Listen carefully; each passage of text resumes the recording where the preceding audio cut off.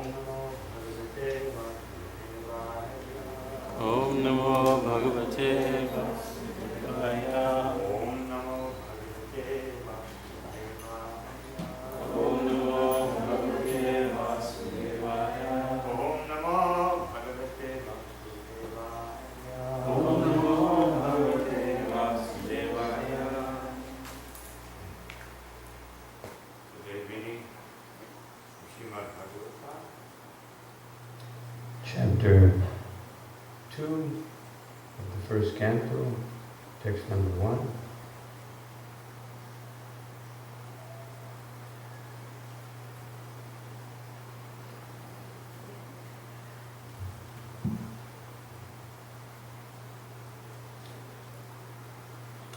Vyaso vacha iti samprashna samhrishto vipranam ramaharshane Pratipurja Pachastesham Pravaktum Upachakrame. Translation and report by Srila Prabhupada.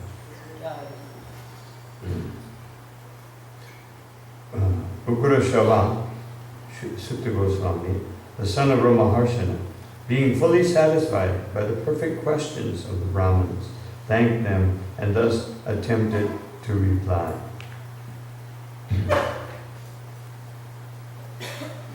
Purport. The sages of Naimisharanya asked Sutta Goswami 6 questions, and so he is answering them one by one. So we'll read the next text. It's a little short there. Text 2.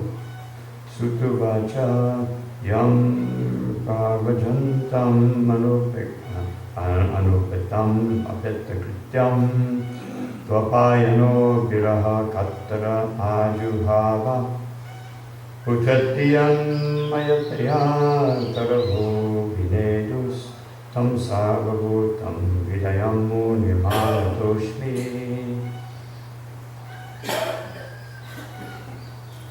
So read the word for word on this verse. It has a nice purport by Srila Prabhupada. Sutta Goswami Uvacha said Yam whom Prabhajantam while going away for the renounced order of life Anupetam without being reformed by the sacred thread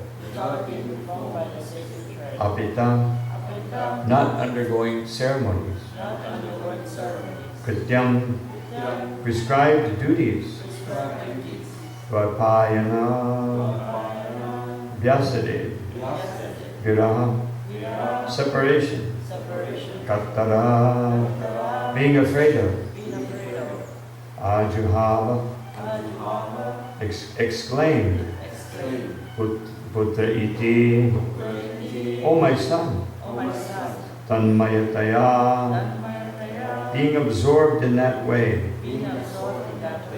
Tarava all the trees Abhinedu responded Tam unto him Sarva all Bhuta living entities Vidayam heart Munim sage Anata Asmi offering obeisances. Translation and purport by His Divine Grace Srila Prabhupada.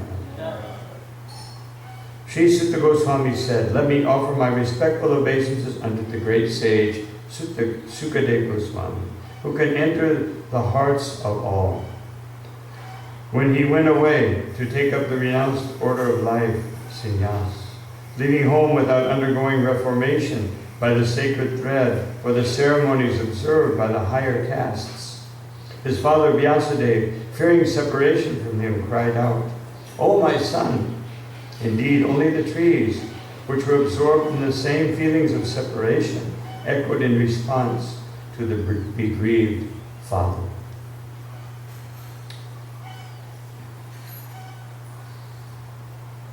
Please repeat. Sri Sutta Goswami said, Sri Sutta Goswami said, Let me offer my respectful obeisances let me offer my respectful obeisances unto that great sage, to that great sage, Shukadeva Goswami, Sukadeva Goswami, who can enter the hearts of all. who can enter the hearts of all. When he went away When he went away, to take up the renounced order of life, take up the renounced order of life, sannyas, sannyas, leaving home leaving home without undergoing reformation without undergoing the by the sacred thread, by sacred thread, or the ceremonies observed by higher castes. all the ceremonies observed by high class. His father Vyasadeva, His father, Vyasa, fearing separation from him, feeling separation from him, cried out, "O my son!" cried out, "O my son, Indeed, only the trees, indeed only the trees, which were absorbed in the same feelings of separation, which were absorbed in the same feeling of separation, echoed in response to the bereaved father." echoed in response to the bereaved father. Purports. The institution of Varna and Ashram prescribes many regulative duties to be observed by its followers. Such duties enjoin that a candidate, whilst willing to study the Vedas, must approach a bona fide spiritual master and request acceptance as his disciple. The sacred thread is the sign of those who are competent to study the Vedas from the Acharya or the bona fide spiritual master. Om Jnana Tasmai Sri Gurave Namaha. Sri Chaitanya Manobhishtam Sapatami Bhutale Swayam Bhutapata Namo Vishnu Padaya Krishna Prasthaya Bhutale Srimati Bhaktivedanta Swami Namaste Saraswati Devi Gauravani Pracharya Nirvishesha Srimati Paschati Vishwabhine Jai Shri Krishna Chaitanya Prabhu Nityananda Shri Advaita Gadadhar Shivashadi Gaur Bhaktivinoda Hare Krishna Krishna Krishna Hare Hare Hare Rama Rama Rama Hare. So I just read this first part of the purport because it's a very important point. What does initiation mean? Sometimes we take it, as Srila Prabhupada warned us not to do, as something that happens after a certain amount of time. It's like someone approached me the other day that I should consider giving second initiation to another person. I said, it's not a question of time. He says, he's been waiting so long. But waiting means that you inquire. How can I deepen my understanding of the Vedas? So there's two ways to deepen our understanding of the Vedas. We can do it intellectually, by studying and memorizing and understanding, or we can do it by service, just like Srila Gaur Kishore Das Babaji. He was not an erudite scholar, but he was his realization by service and surrender to the holy name was so great that even Bhakti Siddhanta Saraswati Thakur, this was the arrangement of the Lord, that Bhakti Siddhanta Saraswati Thakur, the most intellectually capable person, would take shelter of that person who was the most simple. Actually, Gaur-Kishore Das Babaji Maharaj would only carry 2 books with him, the Prarthana and the Prema Bhakti Chandrika, 2 books by Narottam Das. That's all he had. Not that he had a big library, like Rupa Sanatana Goswami. They had all the Puranas. They had all these books. Nana Shastra Vichar and Puno, Sadharma Samstapako. Because to establish all of the eternal principles, this was their duty. This was the assignment given by Sri Chaitanya Mahaprabhu, that you have to present all Vedic studies. Not that you just, give a few classes and help people to understand a little. They had to present the whole philosophy of Krishna consciousness with all of its intricacies. And because they were doing 500 years ago what the sages of Naimisharanya were doing 5,000 years ago. What were they doing? They were very concerned that people will not understand. And therefore Chaitanya Mahaprabhu came, as Srila Prabhupada said so many times.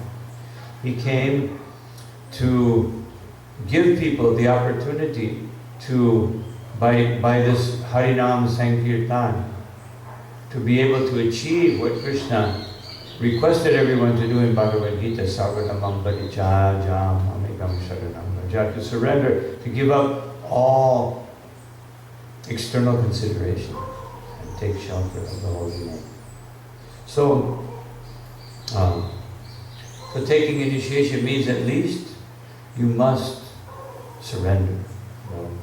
You either surrender by the intellect,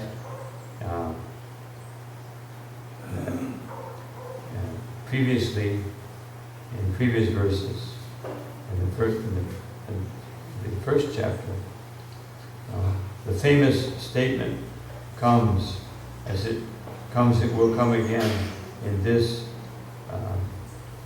chapter 2 times, and I remember maybe 3 times. Yayatma Supasideti. Srila Prabhupada says completely satisfying the self, but Vishwanath Chakravarti Thakur says completely satisfying the intellect.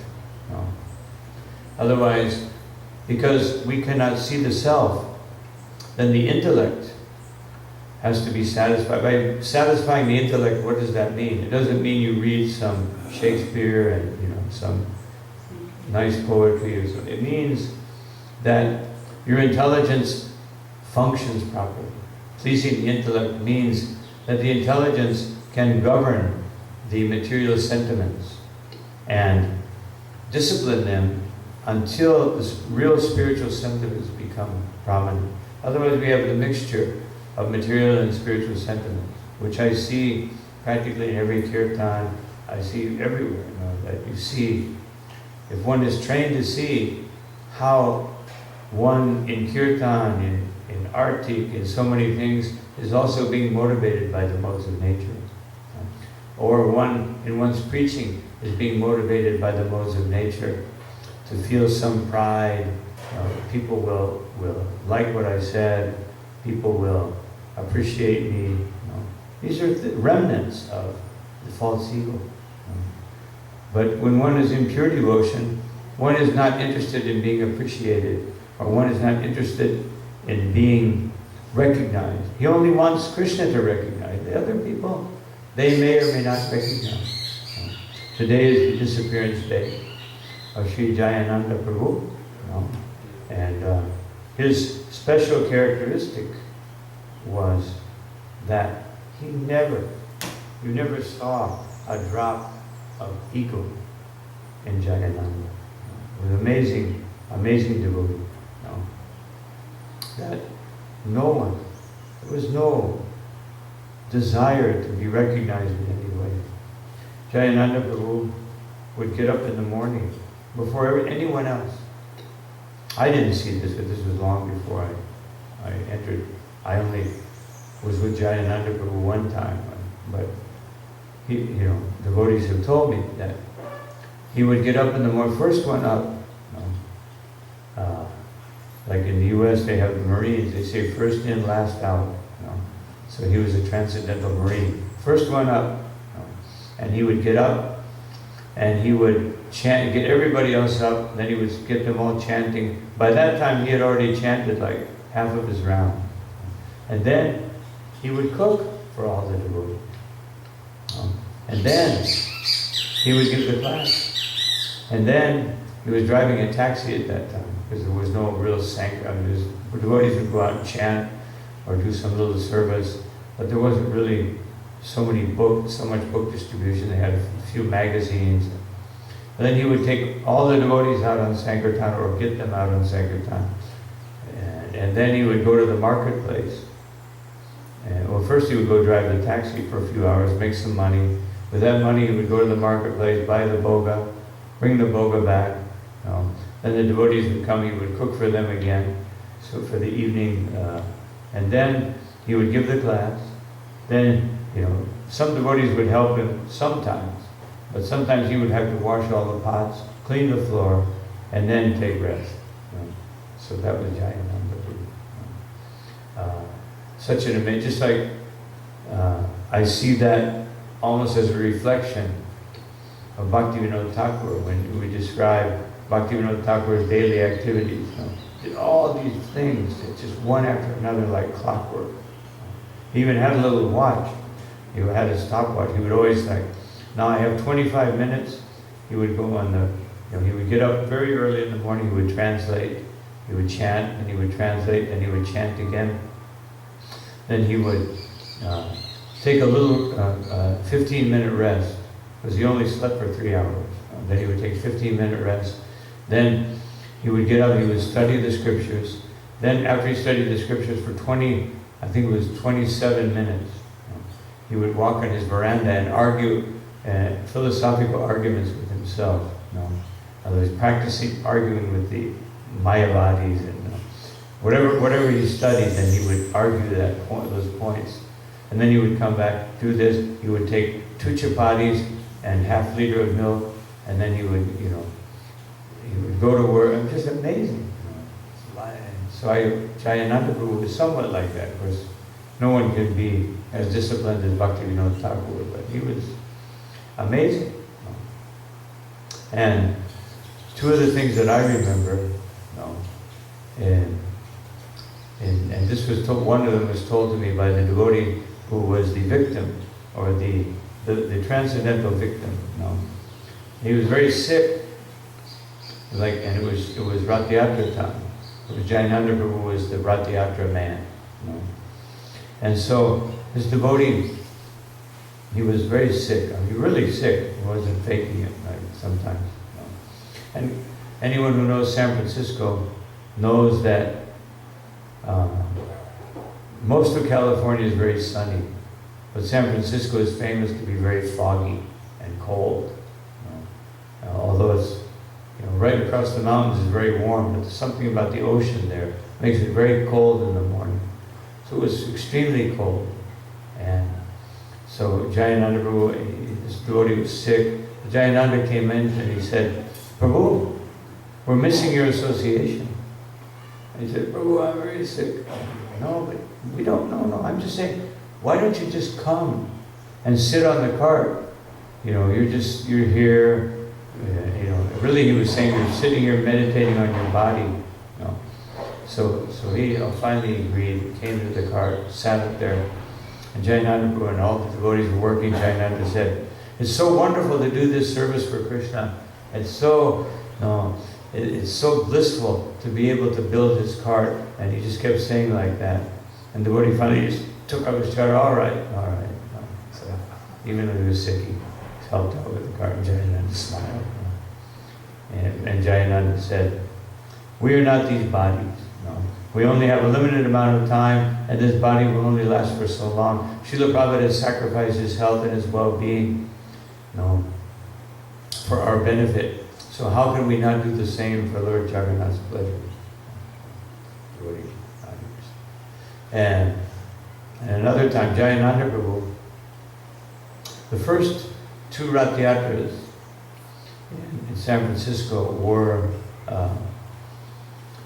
held out in the street. Then the devotees had the idea, there's so many people in Golden Gate Park, and it's so big, and it's a huge park if you've ever been there. It's like, one of the biggest parks I've ever seen, with hills and mountains and flat area, everything. So the devotees asked Srila Prabhupada, and he said, yes, this is a good place to do it. So Jayananda had to get the permits. And because it's a public park, it's not easy to get permits. And this lady who was in charge of the permits was like a devout, fanatical Christian. So Jayananda Prabhu went there. He said, we need permission. And he explained what it was, where she thought taking idols to the park, no way. And she looked up every rule and regulation she could possibly find that said you couldn't do it. Jayananda Prabhu, he just sat down on the floor. He said, "What are you doing?" He said, "Well, I'm not leaving here until you give permission." It's because this is Lord Jagannath. This is the Supreme Personality of Godhead. Is there anyone He said, and he started preaching to her, we glorify politicians, we glorify musicians, we glorify all these famous people. So our mission is to teach people to glorify the Supreme Personality of Godhead by showing. He said these cards, I mean, he used a little strategy there. These cards with these statues represents God. He didn't say it was Krishna himself, because that would have been too much for her. And then he just said it in such a nice way, and he was so enthusiastic. She reluctantly said, all right. And then Jayananda Prabhu came back and he brought her like all this Mahaprasadam. She never tasted anything like that. She ate it all. And so he came back every year. But then of course Jayananda left this world. And then the next year, when devotee came to get the permits for the Rath Yatra, same lady, and she said, where's Jayananda? I only give permits to Jayananda. And devotee said, well, ma'am, I'm sorry to say, but he left this world. And she started crying, like uncontrollably crying. He was so wonderful. He was the Lord's servant. He was Lord Jagannath's servant. She's totally transformed. She was still a devout Christian, but Jagannath entered into her heart, as it says here in this verse, that the devotee, tat sarvabhuta hridayam, that a devotee is capable of entering into the hearts of the people. So Jayananda would do that. He was such a surrendered soul that he would enter into the hearts of the devotees. And then of course, another famous pastime of Jayananda was when he definitely had cancer. I remember he had leukemia. Leukemia is very heavy because it's cancer of the blood. So, very, very painful. So the devotees found this clinic in Tijuana, Mexico, which is right across the border from, very close to Los Angeles where he was. So they convinced him to go. He didn't want to go, but they convinced him to go. So he went there and, he started taking the treatment. And actually the treatment was starting to work. But he would give Bhagavad Gita class every morning to all the patients. And he was, preaching to them that this material body is, preaching the philosophy of Bhagavad Gita. And the people were so enlivened because, some of them wouldn't make it. They all knew that most likely we'll all die within the next year, 2 years, 3 years. This treatment may just put it off a little bit. So they were blissful. But the doctor, he said, I'm sorry, sir, that you can't do this anymore because, the patients have to be very calm. They're getting too excited. And they have to be very calm so the treatment will work. Jayananda said, all right. He got up, left. If I can't preach Bhagavad Gita, I can't be here. But he left.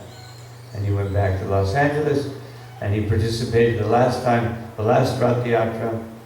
He couldn't do it first, he couldn't do anything. He just was in his bed and they got him a wheelchair and he was telling everybody what to do. He trained the devotees how to manage the Rath, how to do everything, build the car, get everything ready. So therefore, at every Rath Yatra, we have the picture of Jayananda Prabhu on our cart, because he was the inaugurator. Just like in Chaitanya Bhagavat, it says, Sankirtanaya Pitaro Kamalaya Daksho.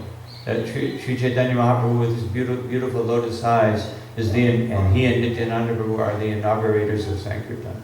So Jayananda Prabhu is the inaugurator of the Western or the extra Puri, Rath Yatra. And so, and Jayananda Prabhu, of course, when he left this world, Srila Prabhupada wrote a letter to all the devotees saying, it was actually addressed to Jayananda Prabhu. He said that, Jayananda Prabhu is such a faithful servant that he has all my blessings. And just in case he had some tinge of desire to enjoy this world, which he didn't. But just in case, then he will go to the heavenly planets, stay there for some time, and then from there he will go back home, back to God. So probably like, there was no doubt he was going back home, back to God. He might have a stopover, in the heavenly planet, because he did so much sacrifice that maybe Krishna would want him to.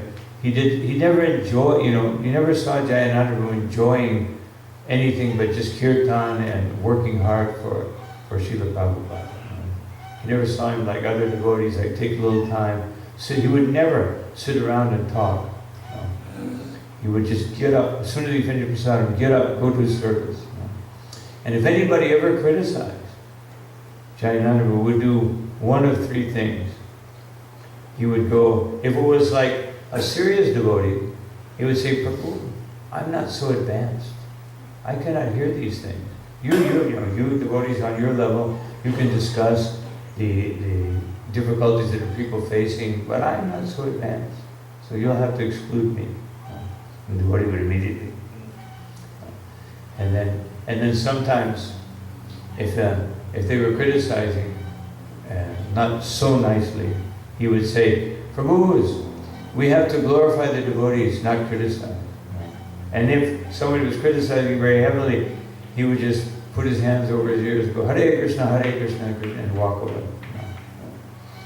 But in a nice way, it wasn't like mocking them or something. We would do it in such a humble way that everyone would stop. After you were with Jayananda Prabhu for a little while, you wouldn't criticize anymore. You were afraid to criticize. Otherwise, Jayananda, it's like the Lord in the heart. He would come and chastise you for. So it was very wonderful. And the one time I was with him was in Calcutta, and it was Prabhupada was coming to Calcutta, and we all arrived, and then there was a big Pandal program 2 days later. So all of us able-bodied or semi-able-bodied persons, I was one of them. We were supposed to put up the Pandal, but then this huge rainstorm came, 6-7 hours before the program. And we were all standing under the roof, waiting for the rainstorm to stop. Jayananda said, so, what's wrong? Oh, Prabhu, it's raining so hard. Oh, okay, well, I'll get started. And Jayananda went out in the rain, grabbed one of the poles, started, it's very, if you've ever put up a pandal, it's no easy thing. It's like super head, it's big. It's like, these pandals are about as big as this roof or even more. You can imagine how much they weigh. That much canvas. So he started lifting it up. So Jayananda, everybody all got out in the rain, started helping, and we got the pandal in the rain. And it's just right after that, just like 10 minutes, it stopped raining. It was like Indra or Krishna himself was just making the rain to show us what it means to surrender. You have to surrender to the service even in spite of any inconvenience. So this was Jayananda Prabhu. So he showed, Jayananda Prabhu, although he was very intelligent, he was not very expert in reciting Sanskrit. So one time one devotee was saying, I don't think Jayananda Prabhu is saying the Gayatri mantra properly, Prabhupada. And Prabhupada said, whatever he said, he's so sincere that whatever he says, Krishna will accept it. However he said it. Of course, that doesn't mean we should try to speak the Gayatri mantra properly, but just Prabhupada was recognizing. So he showed he demonstrated this principle of approaching the spiritual master and approaching the Supreme Lord by full surrender. Some people do it intellectually, but you have to surrender your intellect to Krishna. Not that you remain proud, that I'm proud, I have some intelligence, because where did it come from? It came from Krishna. So this was Jayananda Prabhu, so I just wanted to throw that in as we read the verse. So, of course, here initiation means second initiation. First initiation, Harinam Diksha. Srila Prabhupada said we can be a little more lenient. but not so lenient that people don't understand what they're doing. They are surrendering their lives to Krishna by Harinam Diksha, because Harinam Diksha is the most important. To go back home, back to Godhead, under the protection of Sri Chaitanya Mahaprabhu, you have to have Harinam Diksha. But you may not have Upanaya Diksha. Prabhupada said it wasn't necessary. Meaning it wasn't absolutely necessary. But preaching is very necessary. It's interesting that Srila Prabhupada, out of many letters, all the letters I read all the letters that I could find about second initiation. And only very few times he speaks about worshipping the deity. Mostly he's speaking about having knowledge to give Krishna consciousness. This is the purpose of second initiation. So, anyway, that's what he's also confirming here. Srila Shukadeva Goswami did not undergo such purificatory ceremonies because he was a liberated soul from his very birth. So what does this say? It says that when one is liberated, one does not depend on ceremonies and rituals, but until one is liberated, actually Krishna, when he was speaking to Uddhava, he was speaking about pure devotional service.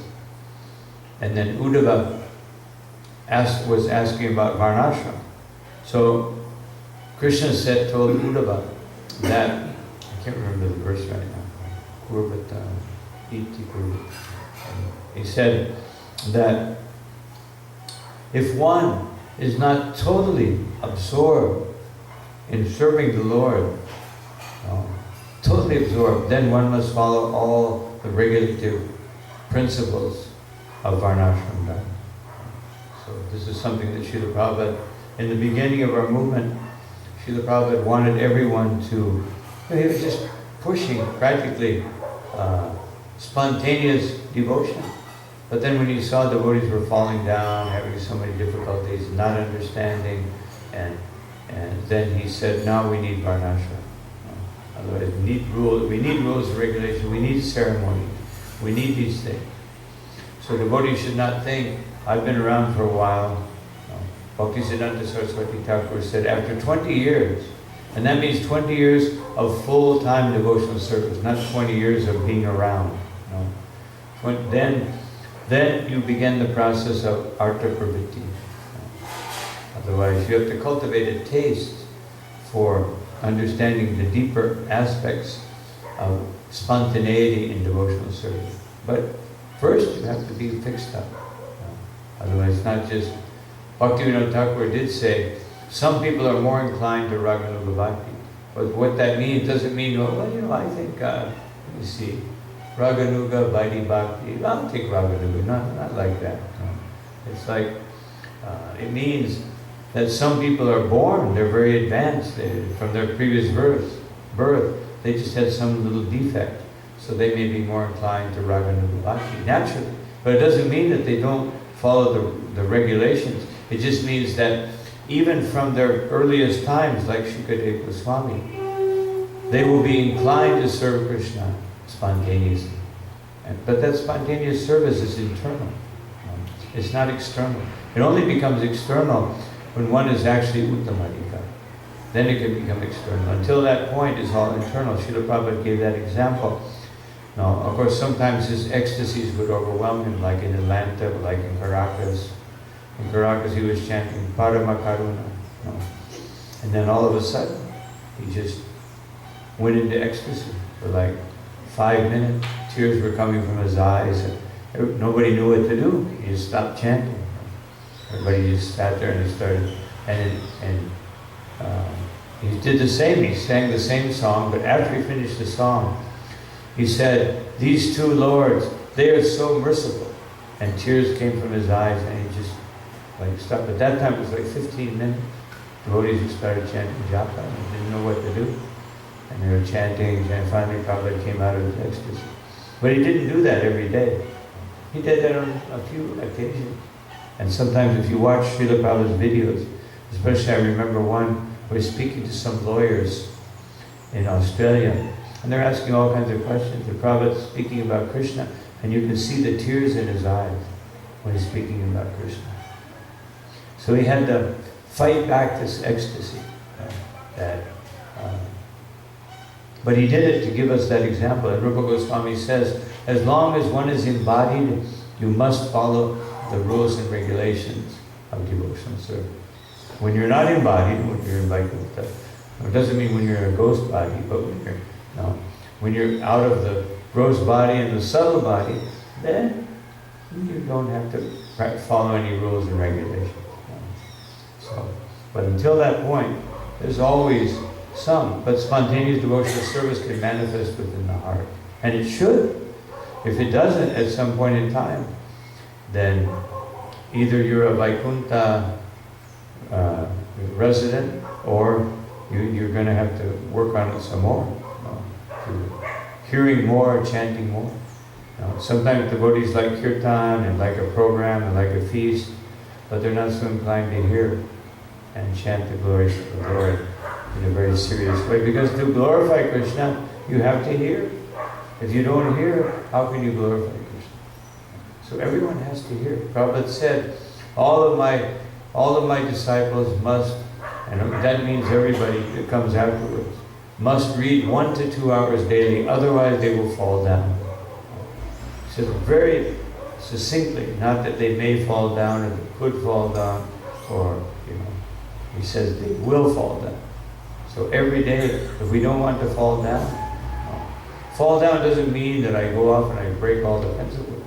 It means that my devotional service becomes weak, and maybe I stop chanting, maybe I stop doing certain things. So this is a fall down. It's a subtle fall down. If you stop chanting, it's a gross fall down. It's the worst fall down. Prabhupada said one time that the worst thing you can do is lose the taste for chanting. So one may follow the regulative principles, but if you don't chant, it's almost better to chant and chant sincerely, not chant haphazardly. To chant sincerely, and even if you have to struggle a little bit with some principles, than to follow all the principles and don't chant. Then you're just Veda Vadarata, as Krishna says in Bhagavad Gita, just a follower of the Vedas. No, that's not our purpose in Krishna consciousness. No, to follow the Vedas. So Srila Prabhupada says, generally a man is born as an ordinary being, and by the purificatory processes, he is born for the second time. So, this is very instructive. When he sees a new light and seeks direction for spiritual progress, he approaches a spiritual master for instruction in the Vedas. The spiritual master accepts only the sincere inquirer as his disciple and gives him the sacred thread. Otherwise, the spiritual master is not obliged by one's sentimentality. Oh, please, I want to be initiated. No. You have to be a serious inquirer. You have to show the spiritual master that I want to be initiated. I want this. I'm ready to surrender. Not that he's been around for a year. Or we need some people. No, they have to be serious. And we've seen the results of this everywhere in the world, here in Trinidad also. People who are not serious about taking initiation, they take it, and as soon as they take it, 2 months later, you never see them again. You see them in an occasional festival. It means they never understood. So we have to be very careful. Srila Prabhupada once, one temple president said, Srila Prabhupada, when I recommend someone, do I get some of the karma? And Prabhupada said, why some? Otherwise, why not all? He's saying, take responsibility. Don't just, recommend people because otherwise maybe they'll like me more or something. No, it has to be very serious.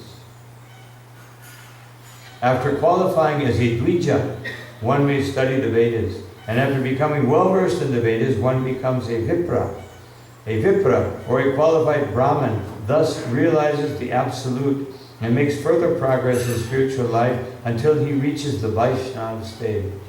Now here we see a very different understanding of what a Vaishnava is. Generally we think, oh, you just chant a little bit, put some neck beads on, and you're Vaishnava, that's Tila. devotees, sorry, unless you're in Krishna West, then you know, no. In that sense, Krishna West is good because it, you know, at least it teaches people don't be so attached to the externals. No. And then you get to after becoming, you know, Advija, then a Vipra, and then what does he say? And then a Vipra, and then you become a Jnani and a Mukti according to Chaitanya Mahaprabhu. Then you become a Vaishnava. No. There's no cheap thing. So even if you're not very studious or you don't have a great intellect to capture, you know, read everything the Goswamis and Prabhupada says, at least you should read it and understand what you can. Prabhupada said, whatever you can understand, just understand that much. But you must hear. So this is the duty of every disciple. They must hear. You cannot avoid hearing. Avoiding hearing means avoiding advancing in Krishna consciousness. You don't just advance. You advance to a certain point by chanting without, you know, maybe just chanting the holy name and doing this and doing, you can, there's certain things that bring us up to a certain point. But when you reach that point, then you have to start seriously hearing and chanting. You can't just stay there. There's no stagnated neutral position. The neutral position is Brahmavadi. That is the neutral position.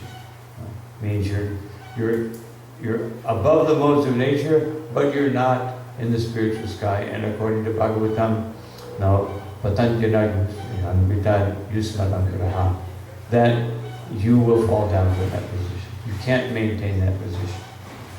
So, the Vaishnava stage is the postgraduate status of a Brahmin. Very progressive Brahmin must necessarily become a Vaishnava, for a Vaishnava is self-realized learned Brahmin.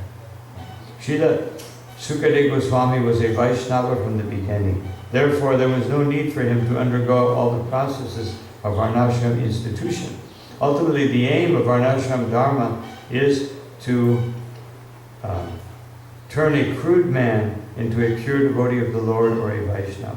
Anyone, therefore, who becomes a Vaishnava accepted by the first-class Vaishnava or Uttamadikari Vaishnava is already considered a Brahmin, regardless of his birth or past deeds. Sri Chaitanya Mahaprabhu accepted this principle and recognized Srila Haridas Thakur as the Acharya of the holy name, although Thakur Haridas appeared in a Mohammedan family.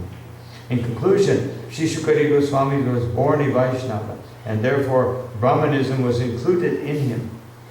He did not have to undergo any ceremony. Now, this doesn't mean that everybody that's born in Krishna consciousness is automatically a Vaishnava of this caliber. No. You may be some kind of Vaishnava, because sometimes I see the young people born in our movement, they're not very inclined to hear, sometimes they're not inclined to chant japa, because they have this attachment from birth to Krishna. But that attachment has to be increased. No one is exempted from progressive Krishna consciousness.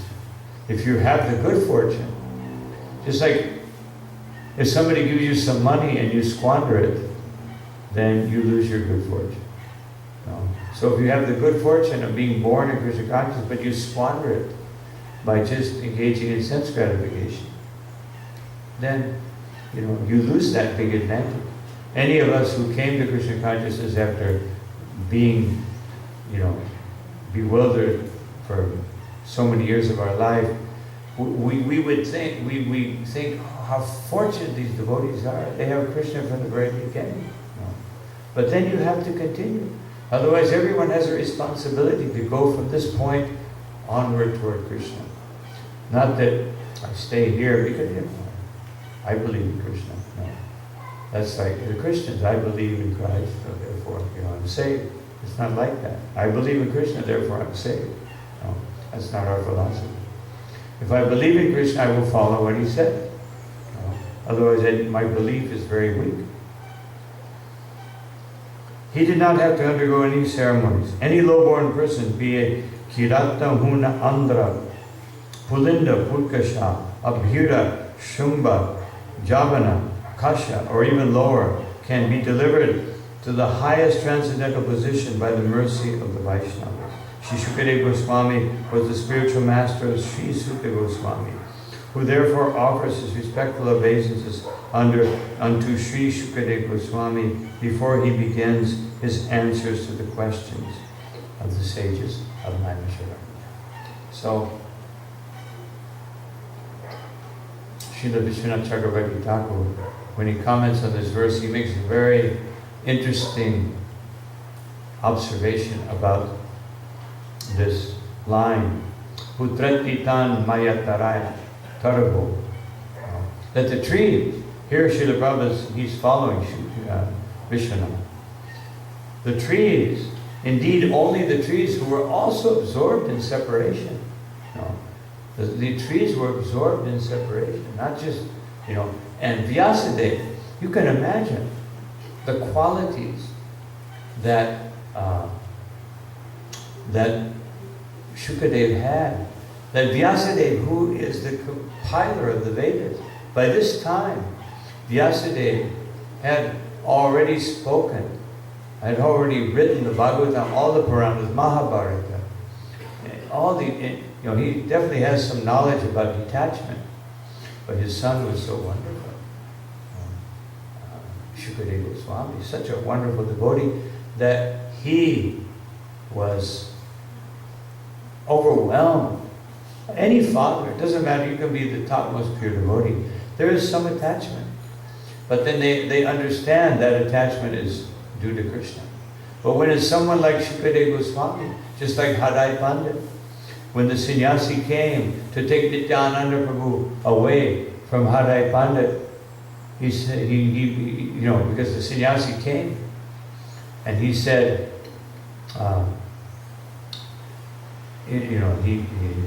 Hadai Pandit served him, and he said, my dear sadhu, anything you want, please tell me. He said, anything I want? Yes.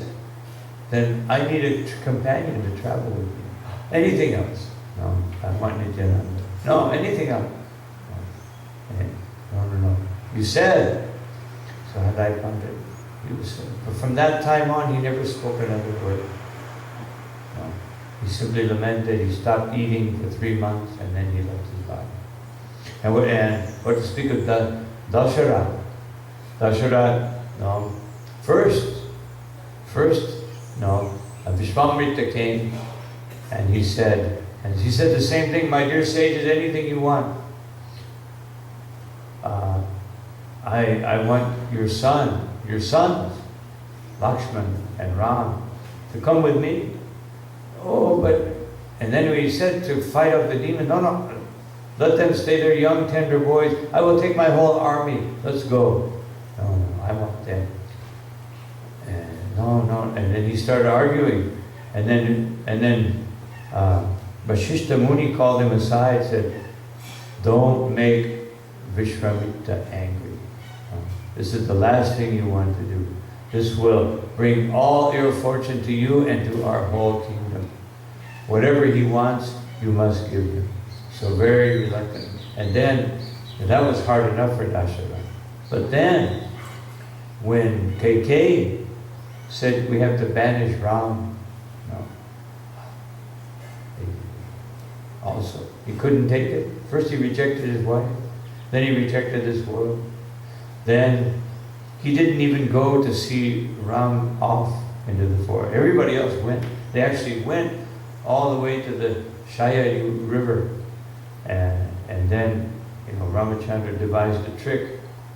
He told everyone, let's stay here in the river.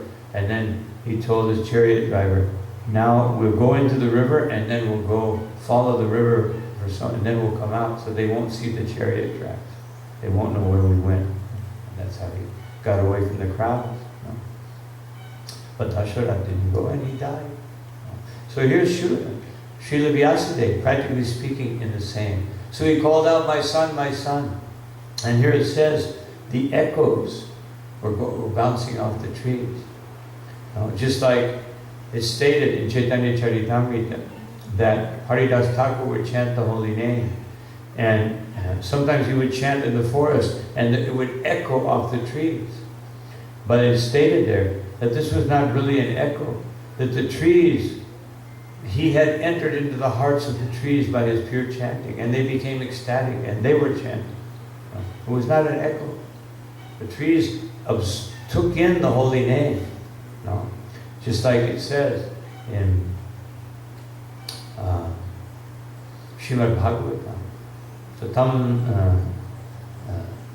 Satam Prasangam Mamavirya Samvido, that when one hears from self-realized persons, no, Bhavati Hritkana Rasayana Gata, Yajitoshana Nasvakavarkivarmani, no, Shraddha Ratir Bhaktir Nukamishati, that sound vibration is so powerful coming from, that it enters into the ears and goes into the heart. And then one's devotional service becomes awakened step by step. First there's faith, then there's attraction, then there's bhakti, progressively developed within the heart, just from hearing, from self-realized persons. So these trees, Vishwanath said, actually Shukadeva was so pure that he entered into the hearts of the trees, and they became ecstatic, and they were saying, "My son, my son." They weren't echoing, but they were thinking, "Our son," because the trees give fruits and flowers, and so they give shade and everything, so they're like fathers. And so they were thinking, "My son, why are you going?" They were feeling intense separation. This is the power of Shukadeva Swami. Elsewhere in the Bhagavatam, it said that how do you get the Lord within your heart? How do you open the channels? Like nowadays, very popular among New Age people, open the channels. You open up your channels, your chakras. But the Bhagavatam preceded them and gave the real, how do you open up your channels? How do you open up your chakras? The heart chakra. That's the most important chakra in Krishna consciousness. You open up your heart chakra by Shinvata Shraddhaya Nityam, Gridatash Cha Swachashtitam. That you open it up by sincerely hearing constantly about the glories with great faith and devotion. You hear, and then Gridatash Cha, and then you act upon it. It's not just theoretical knowledge, you act upon that hearing. And then, what happens? Then, by hearing and chanting like that, then Dirgena, Kalina Nati Dirgena. It said this is something that is used in the Bhagavatam. You make a double negative to make it emphasize the positive. Then not before a very long time. Otherwise, very soon. Not before a very long time. Meaning very soon that Bhagavan Vishate Hridi, the Lord will enter into your heart. And then it goes on to say, Shukadeva Goswami is speaking, that Pravishta Karnarandrena Bhavam Shanam Bhavam Saror Ham Duno Ti Shamala Krishna. That when one actually allows this sound vibration, because you can allow it or you cannot allow it. Allow it means I stop the thoughts that are flowing through my mind. What am I going to do today? I have to travel, all these things. I have to do this, I have to do that. We stop all that and we hear, we capture the message, and then it goes into the heart. And if you do it very sincerely, it opens up the lotus flower of one's original relationship with Krishna, and you sit down on that lotus flower together with Krishna. That's what the Bhagavatam said. And then, and all the shamala, all the hankering, greed, anger, frustration, material desire which is in the heart is washed away, just in the same way as the autumn rains wash the mud. The springtime rains, they create mud in the rivers, but the autumn rains are very soft. So the water comes in and the rivers become clear, crystal clear. So when we begin the process of cleansing the heart becomes muddled by so many things that are in there. But when you continue to chant and hear and serve very sincerely, then all of that becomes cleared out, it goes away. And what's left is pure Krishna consciousness. So this is the power of Shukadeva Swami. He was so powerful that, as it says later on, he was walking by, when he came again, he was walking and there were young girls bathing with no clothing. And when they saw Shukadeva Goswami, they didn't even put on their clothing. But Vyasadeva, yes, he did, because he's a follower of an ashram. He has to follow them. But these girls, they perceived the purity of Shukadeva entered into their hearts. And they just folded their hand, worshipped him in their minds and in their hearts. So this is pure Krishna consciousness. So what do we have to do to come to that point? This was taught to Kapila Dev by his mother. That he was saying that you have to associate with these devotees. For this whole process of Krishna consciousness to come, you must associate. Who are they? Titiksha Svakarunita, Suridam Sarvadevina. They are, first of all, they are very tolerant because they understand that everything that's happening in life is Krishna's mercy. Karunika. And then they are Karunika. Because they are very tolerant, they can be very merciful. If you're not tolerant, you cannot be merciful. If you're intolerant, then you will not be able to be compassionate to others. They will bother you. Instead of feeling compassion for their, whatever their maya, how they're captured by the modes of nature, how they're reacting to those modes of nature, sometimes in a very obnoxious way.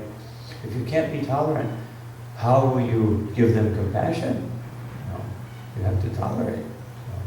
And then to develop that tolerance so that compassion flows properly and is developed to the greatest degree. Surinam Sarva Dehinam.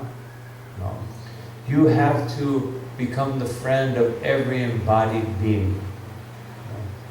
Then your compassion will be real compassion. Otherwise, everyone has compassion for their son, their daughter, or their family members, or friends, or even countrymen sometimes. We have compassion for our country people. You can extend that, but only when you extend it to all living beings, then it becomes real compassion. That ajata shatru shanta, that one has no enemy. You cannot have any enemies. And shantaha, and one has to be completely peaceful. Sadava sadhubhushana. That is the devotee who is decorated with all the beautiful qualities. So I just wanted to read in conclusion, so we understand who are we looking for. When we want to associate with devotees, who are we looking for? Of course, you have to take whatever is available. It's like Srila Prabhupada said, when you go to the marketplace, you have to buy what's available. Otherwise, you can't say, I want first class, such and such. You take what's available. So then Kapila Dev says, Mayanyina bhavina bhaktim kurvanti ye vidham matkrite chaktakaramanas chaktasvajana bandava. Such a sadhu engages in staunch devotional service to the Lord without deviation. For the sake of the Lord, he renounces all other connections, such as family relationships and friendly acquaintances in this world. And Srila Vishwanath, he quotes Lord Vishnu when he speaks to Durvasa Muni, that they give up everything, even their own lives. Then, Marashraya Katha Krishna Shinvanti Katayanti Cha Tapanti Vividastapa Naitan Madgata Chitasa. Engaged constantly in chanting and hearing about me, the Supreme Personality of Godhead, the sadhus do not suffer from material miseries because they are always filled with thoughts of my pastimes and activity. So we want to stop suffering? Here's the formula. Become so absorbed in Krishna that you don't notice it. No. That's the only way you can stop suffering. Because as Prabhupada said, as the body goes on, it will only get worse. No. It only gets worse. It doesn't get better. You may do some exercises, go to the gym, whatever, get feel a little better. But ultimately, it doesn't matter. I remember I met Mr. Iyengar, one of the most famous yoga teachers. So I met him in Bombay. And then I met him again. He sometimes would come to our temple. So I met him, the first time I met him, he put his foot behind his head, and, just standing up. He showed us that. Standing up, he just took his foot, put it behind his head. I mean, not using the hand or anything, just whoop. And then the next time I saw him was like about a year before he died. He was like bent over, I said, so can you still do yoga? I can do one or two asanas. Even, you did yoga all of his life. But still, old age will come. And so it doesn't, the Prabhupada said, it only gets worse. And then the next verse. Te ete sadava sadvi sarva sangha vibhajitaha sangas tivartate prartya sangadosha harahite. O my mother, O virtuous lady, Devahuti. These are the qualities of great devotees who are free from all attachment. You must seek attachment to such holy men, for this counteracts the pernicious effects of material attachment. So, that's what we look for. That's what we try to do in our lives. We try to develop these wonderful spiritual qualities that are present in such great devotees. And then we can become successful in executing Krishna consciousness. So these are some thoughts on this verse. I'll stop here. Any comments or questions? Yeah. Guru Maharaj, I have some friends, and they say that why do we need initiation? Because we have our eternal relation with Krishna, and why do we need somebody to connect it to us with Krishna? Because every living entity have their eternal relation with Krishna. So why do we need a spiritual master? Like friends who are Guru Kulis and all, they say that about initiation. Well, just ask them if they're serving Krishna 24 hours a day. Why does anyone need why does someone need to go to school? Knowledge is there. As Prabhupada said, anyone can buy a manual about medicine, but would you want to go in the operating room with someone who says, I read all the books, but he never got trained. And then he's got a book, okay, cut here, and put an X. Let's see. Oh, I'm sorry, it's the other side. No problem. No. So, naturally, you have to learn anything. You have to learn, So. But in this case, we have an eternal relation with Krishna already. No. Well, the soul also is full of knowledge. But where is that knowledge? The soul is full of knowledge. The soul is eternal. But where is our understanding of our eternality if we're attached to this body? We have an eternal relationship with Krishna, but it has to be awakened. And so in Chaitanya Charitamrita it says, Shuddha Chitte, that the heart has to be purified. So taking a spiritual master is like taking a teacher. Because even though it's already there, the eternal relationship is there, it has to be awakened. And so, because it has to be awakened, then that's why we need a spiritual master. Because Krishna loves his devotees. And because he loves his devotees, the only way we can awaken our Krishna consciousness, not by intellect, not by sadhana, not by tapasya, not all these things. Again and again it's said, throughout the Shastras, that these things are good, but the real thing that awakens Krishna consciousness in the heart, that brings it out, that, by hearing and chanting, gradually we awaken. I mean, most of us here right now have been hearing and chanting for a long time. And still, we feel so much attachment to Maya. So therefore, whoever asked that, you asked them, do you chant 24 hours a day? So how are you going to learn to do that? How will you be inspired to do that? The inspiration comes from the devotee.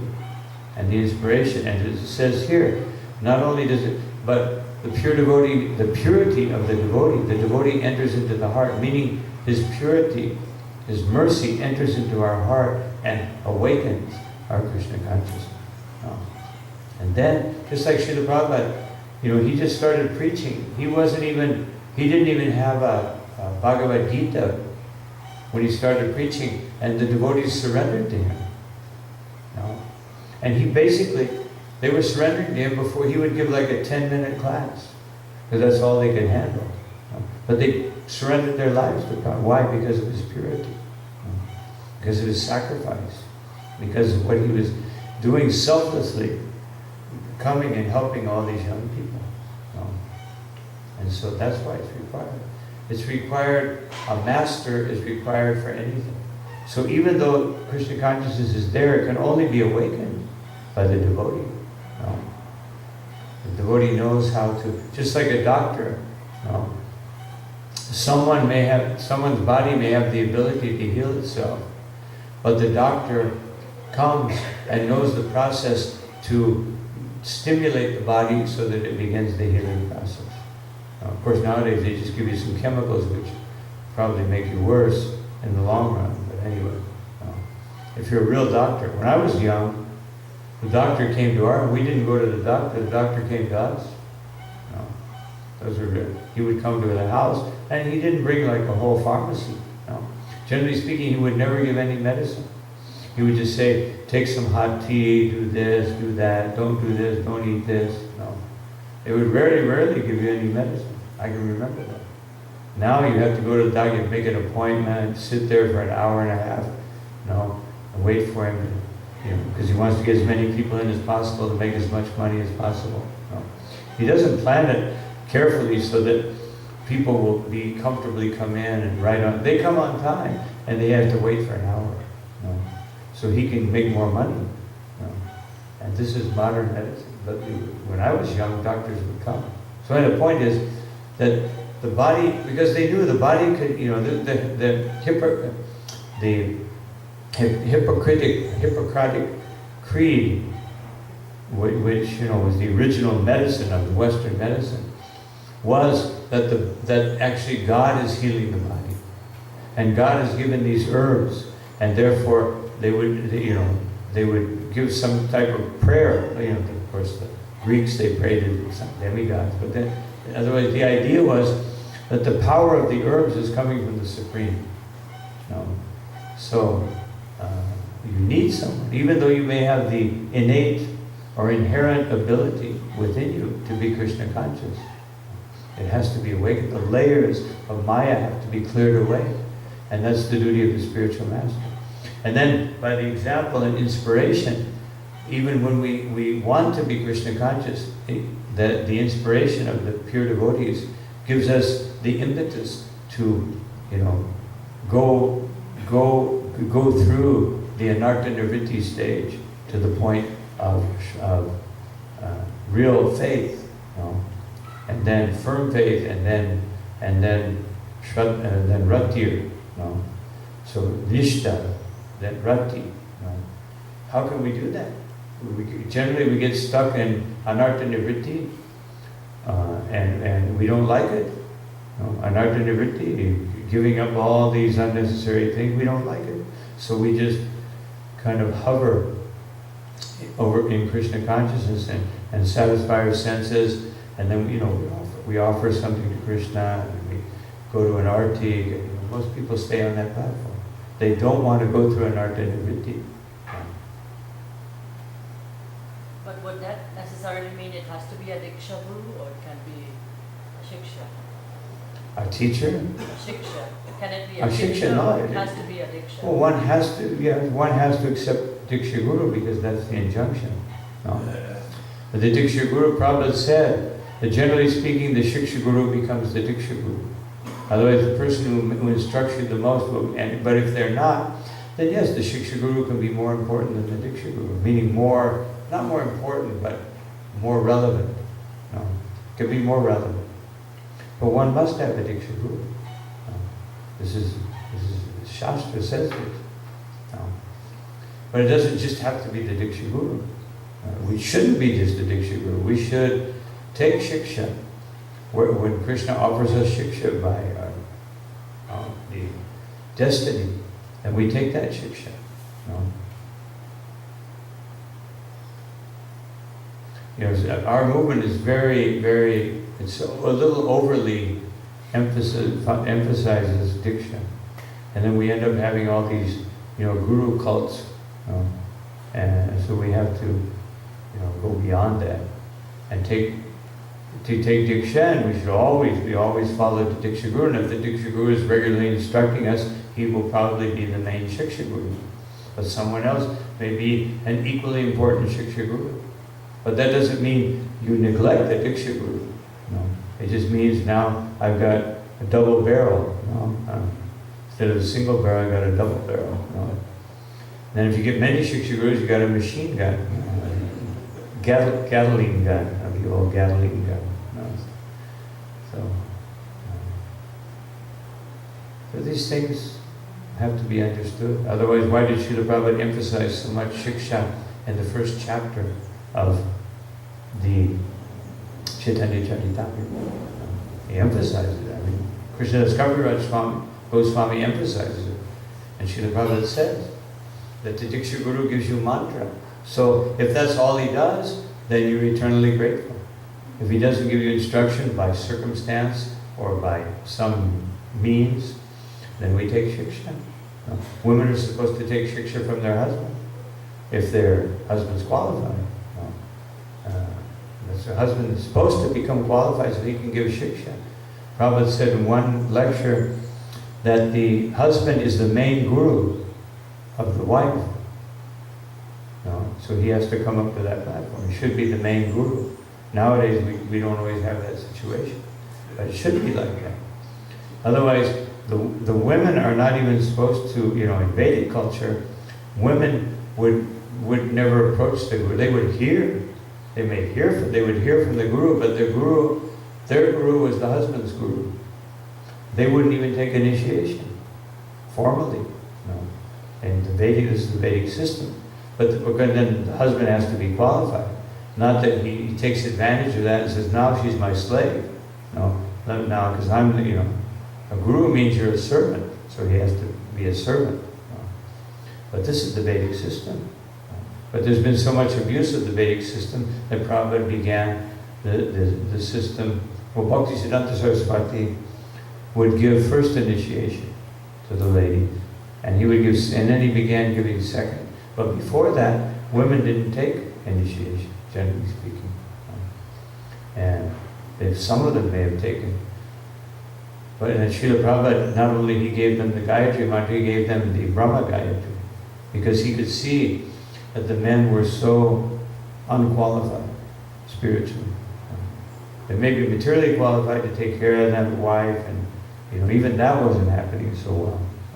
So Prabhupada just gave them. Just like nowadays, almost every girl goes to the university. Prabhupada, when he had Varnashram talks, he said it wasn't necessary. But if the men are not qualified, then they have to, because nobody wants to see their daughter get stuck as can't work, has a bum for a husband who leaves her with a couple of kids, and then she has no qualification. So therefore, we have all these unnatural situations in modern society because of Kali Yuga. And that doesn't mean, we try to do that. Prabhupada said that young girls should get married at, 12, 13. So in the beginning, the devotees did that, but it turned out to be a disaster. And all these young girls were getting married at 12, 13, 14, the husbands were just exploiting them. And it ruined their lives. They were psychologically damaged. So now we don't do that anymore, for the most part.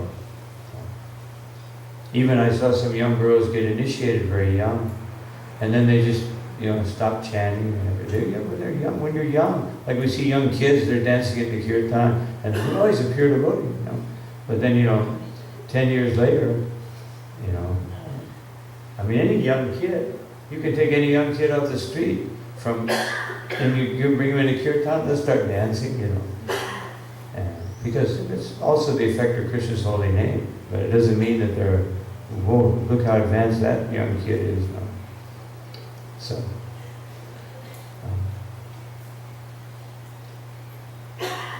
you can tell them like that. If you can be absorbed in Krishna's service 24 hours a day without taking initiation, then maybe you're one of those very special exceptions. Otherwise, you should go through the process. Chaitanya Mahaprabhu said that one does not need initiation to chant the holy name purely. But Srila Prabhupada explains that, practically speaking, that person who doesn't need it is a very rare.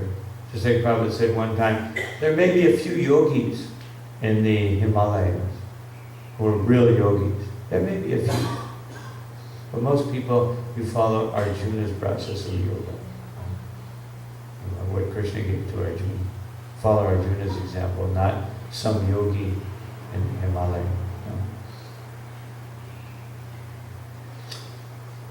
Any other question? Okay. Thank you very much for your kind attention. All glory to Shri Guru, Shri Gauranga, Shri Nitai Gaura Chandra, Ananta Koti Vaishnava Vrinda Ki Jai. Nitai Gaur Premanandi.